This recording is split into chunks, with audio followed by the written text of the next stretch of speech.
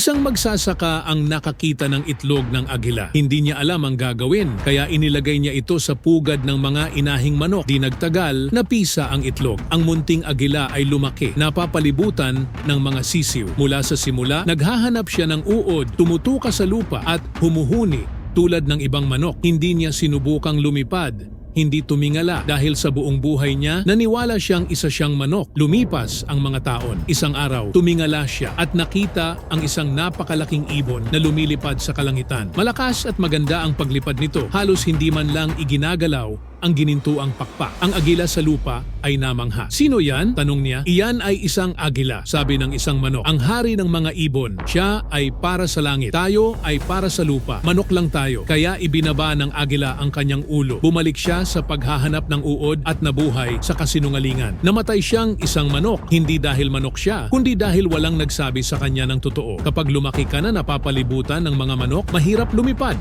Tulad ng isang agila. Mag-ingat kung sino ang pinakikinggan mo dahil ang mga taong nakakasama mo ang humuhubog sa kung sino ka. Piliin ng matalino ang iyong kapaligiran.